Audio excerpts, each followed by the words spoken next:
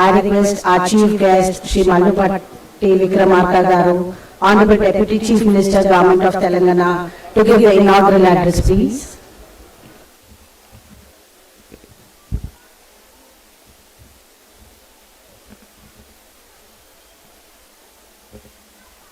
గౌరవ రాష్ట్ర మంత్రివర్యులు పరిశ్రమలు ఐటీ శాఖ మంత్రులు శ్రీ దుద్దిల్ల శ్రీధర్ బాబు గారు,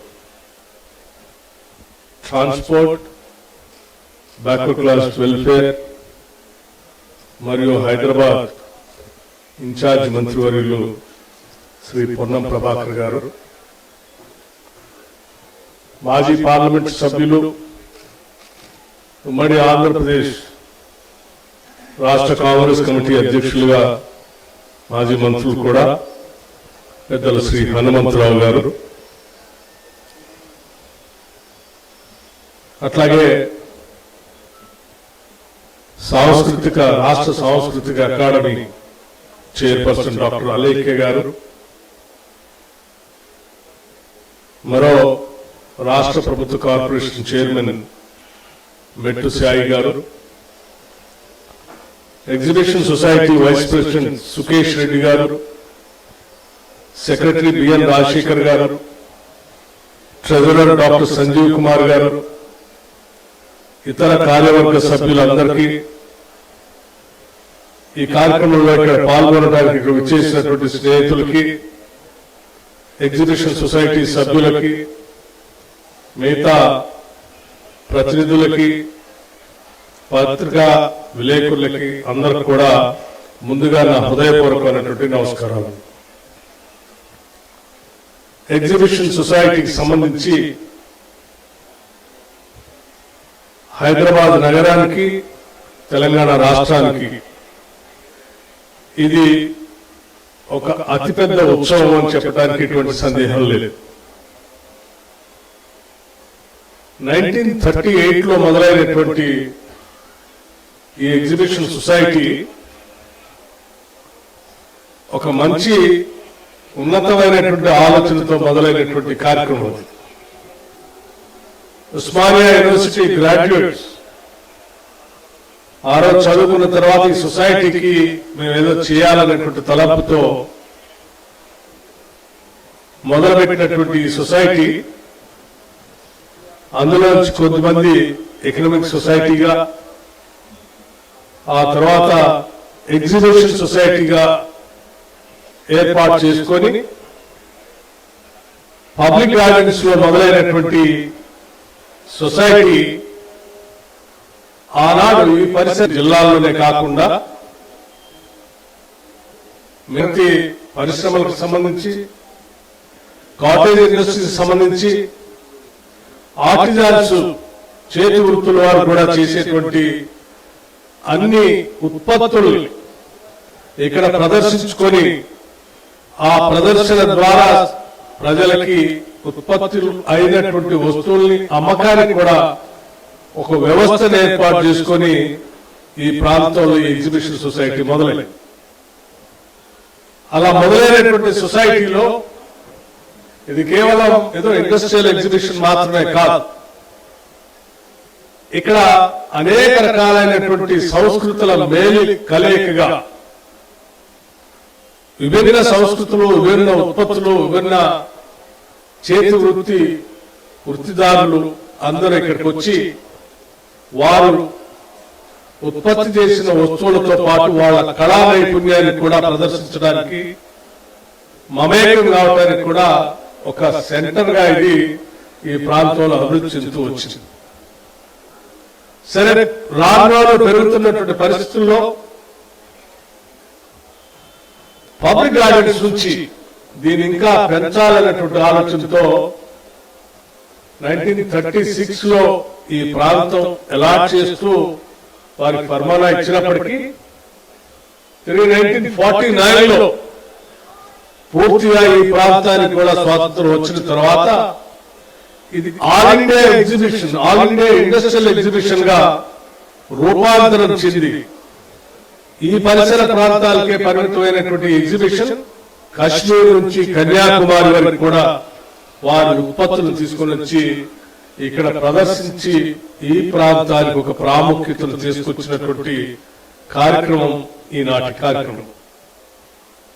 ఆనాడు all India exhibition industrial exhibition society మొదటి గవర్నర్ జనరల్ సి రాజగోపాలాచారి గారు జనవరి 1, 1949 ఇక్కడికి వచ్చి ప్రారంభించిన ఆనాటి ఎగ్జిబిషన్ ఆనాటి నుంచి ఈనాటి వరకు కూడా దాని ద్వారా వస్తున్నటువంటి ఆదాయం కానీ లేకపోతే దేశవ్యాప్తంగా ఉన్నటువంటి ఇండస్ట్రియలిస్టులు ఇక్కడ తీసుకొని రావడం కానీ లేకపోతే ఆర్టిజన్స్ ఇక్కడ తీసుకొని రావడం కానీ వాళ్ళందరికీ ఇక్కడ ఒక ప్రత్యేకమైనటువంటి స్థలాన్ని కేటాయించి దాని ద్వారా వచ్చే రాబడిని కూడా ఒక సమాజ హితువు కోసం ఖర్చు పెడుతూ అనేక విద్యా సంస్థలు మొదలుపెట్టిన ఈ సొసైటీని తప్పనిసరిగా అభినందించకుండా ఉండలేకపోతున్నాం అనేది మాత్రం చాలా మనస్ఫూర్తిగా చెప్తా ఉన్నాం.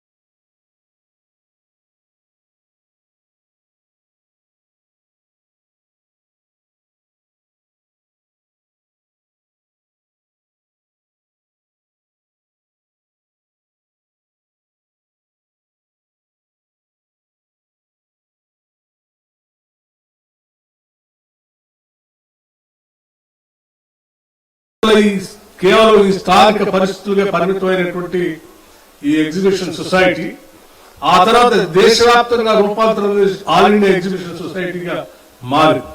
ఇప్పుడు గ్లోబలైజేషన్ అయిపోయింది. Small village.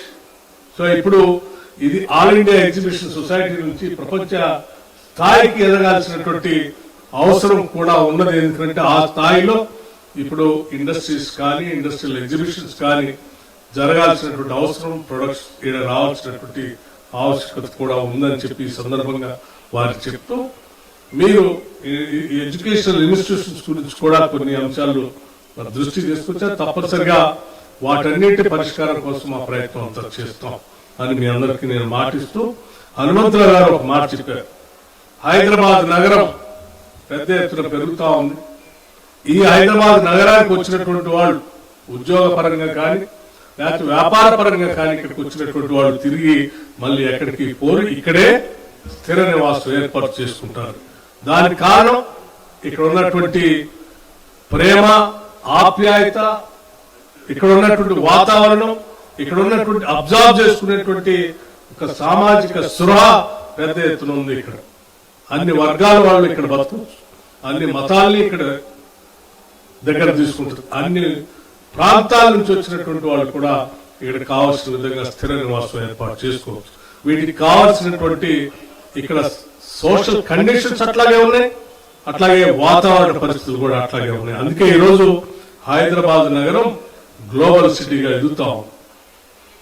ఈ గ్లోబల్ సిటీగా ఎదుగుతున్న పరిణామ క్రమంలోనే పెద్ద ఎత్తున నగరాభివృద్ధి కోసం ఈరోజు రాష్ట్ర ప్రభుత్వం తరఫున పెద్ద ఎత్తున ఆలోచన చేస్తా ఉన్నాం. ఒకప్పుడు మూసీ నది ఈ ప్రాంతానికి ఒక పెద్ద వరంగా ఉండేది. రాను మూసీ నది కలుషితమై అది ఒక మురికి వచ్చేటువంటి పరిస్థితి తీసుకుని వచ్చి చాలా ఇబ్బందికరంగా మారుతున్నటువంటి పరిస్థితుల్లో ఈనాటి ప్రభుత్వం ఆలోచన చేస్తాం, ఈ నది ఈ నగరానికి ఒక పెద్ద మణిహారంగా మారాలి, ఇది ఒక పెద్ద అసెట్ గా మారాలి అని చెప్పి వాళ్ళ మూసీ రిజర్వేషన్ ప్రోగ్రామ్ తీసుకొని 1000 కోట్లతో మూసీలో ఒక మంచి అంటే ఫ్రెష్ వాటర్ ఫ్లో అయ్యేటట్టుగా మూసీ పరిసర ప్రాంతాలన్నిటి కూడా అభివృద్ధి చేస్తూ ఆ పరిసర ప్రాంతంతో హైదరాబాద్ నగరంలో ప్రవహిస్తున్న మూసీ థేమ్స్ రివర్ లండన్ లో ఏ రకంగా అయితే ఆ పరిసర ప్రాంతాలు అభివృద్ధి చెందాయో ఆ రకంగా అభివృద్ధి చేసుకునే కార్యక్రమంలో ముందుకు పోతా ఉన్నాం. అలాగే ఫ్యూచర్ సిటీ ఈరోజు మనం చూస్తా ఉన్నాం, నగరంలో వచ్చినటువంటి హైటెక్ సిటీ కానీ లేకపోతే సైబరాబాద్ ఫైనాన్షియల్ సిటీ కానీ గ్రోత్ కానీ ఔటర్ రింగ్ రోడ్ కానీ ఇంటర్నేషనల్ ఎయిర్పోర్ట్ కానీ ఇవన్నీ పెద్ద ఎత్తున హైదరాబాద్ నగర అభివృద్ధికి ఉపయోగపడతా ఉన్నాయి. చాలా పెద్ద ఎత్తున పరిశ్రమలు పారిశ్రామికవేత్తలు అందరూ వచ్చి ఇక్కడ స్థిర నివాసం ఏర్పాటు చేసుకోవాలి, ఇన్వెస్ట్ చేయాలనేటువంటి ఆలోచన ఉంది. ఇవాళ ఫ్యూచర్ సిటీ అనేది ఒక గొప్ప వరంగా ఈ తెలంగాణ రాష్ట్రానికి మారబోతా ఉంది. దాని ద్వారా హైదరాబాద్ నగరం ఈరోజు ఇంకా పెద్ద ఎత్తున గ్లోబల్ సిటీగా మారిపోతాం. నిన్నగా మనం వార్తల్లో చూస్తుంటాం, హైదరాబాద్ నగరం ఇవాళ గ్రేటర్ మున్సిపల్ కార్పొరేషన్ ఇవాళ ఎంత పెద్ద ఎత్తున దాని రూపురేఖలు కూడా మారిపోతా ఉన్నాయి. ఇలా మారిపోతున్నటువంటి క్రమంలో పెద్ద ఎత్తున ప్రజలంతా ఇక్కడికి వస్తున్నటువంటి సందర్భంలో ఈ నగరాన్ని రక్షించుకోవాల్సిన అవసరం బాధ్యత కూడా మనందరిపైన ఉందని మేము భావిస్తా ఉన్నాం. అందుకే హైదరాబాద్ నగరాన్ని పొల్యూషన్ ఫ్రీ సిటీగా దీన్ని పెద్ద ఎత్తున ముందు తీసుకొని పోవాలనే ఆలోచన కూడా ఈ రాష్ట్ర ప్రభుత్వం సీరియస్ గా కట్టుబడి ఉందని చెప్పడానికి కూడా నేను సంతోషిస్తా ఉన్నాను. హైదరాబాద్ నగరంలో కలుషితమైన వాతావరణానికి కారణమైనటువంటి అనేక పరిశ్రమలు అందరూ చూస్తా ఉన్నాం. ఈరోజు ఢిల్లీ నగరానికి పోతే అక్కడ ఉన్నటువంటి కలుషితమైనటువంటి వాతావరణంతో మనం కనీసం 10 రోజులు వారం రోజులు కూడా ఉండలేనటువంటి పరిస్థితుల్లో చూస్తా ఉన్నాం.